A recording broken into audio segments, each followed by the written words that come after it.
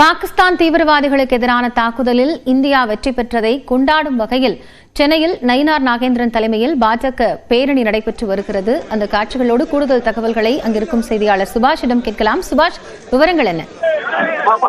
பாகிஸ்தான் பயங்கரவாதிகளுக்கு எதிராக இந்தியா வெற்றியை கொண்டாடுவது தேசிய கொடியை பாஜகவினர் கையில் ஏந்தி சிந்தூர் யாத்திரை மேற்கொண்டு வருகிறார்கள்.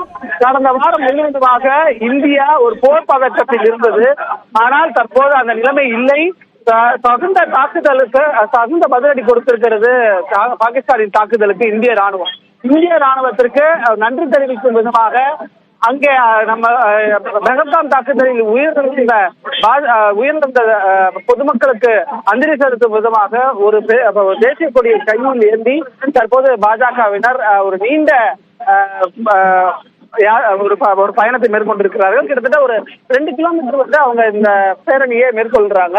இந்த பேரணியில தமிழக பாஜக தலைவர் நயினார் நாகேந்திரன், பாஜக மூத்த தலைவர் தமிழிசை சவுந்தரராஜன், எச் ராஜா, தமிழக பொறுப்பாளராக இருக்கக்கூடிய அரவிந்த், இணை பொறுப்பாளராக இருக்கக்கூடிய சுதாகர் ரெட்டி, நாராயணன் திருப்பதி, அதே போல செல்வம் உள்ளிட்ட பல பாஜகவினுடைய பிரபல முகங்கள் இதுல இருக்கிறாங்க.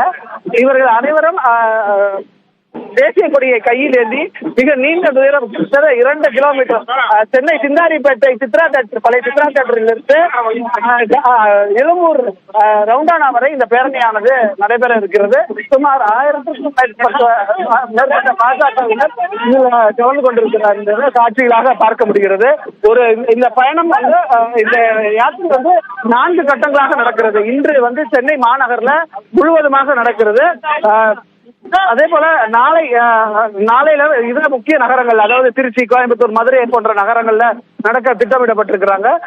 மற்ற மாவட்டங்கள், பேரூர்கள்ல வந்து 16, 17ஆம் தேதி 2 நாள்லயும், சட்டப்பேரவை தொகுதிகள், தாலுகாக்கள், ஊர், பெரிய கிராமங்கள் ஆகிய இடங்கள்ல 15ஆம் தேதியிலிருந்து 23ஆம் தேதி வரை இதே போல மார்ச்சை மேற்கொள்வதற்காக இதே போல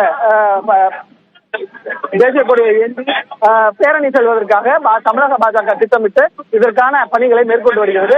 இன்று இந்த பேரணியில் இவ்வளவு பேர் கலந்து கொண்டிருப்பதை காட்சிகளாக தற்போது நாம் பார்க்க முடிகிறது. நன்றி சுபாஷ், விவரங்களுக்கு.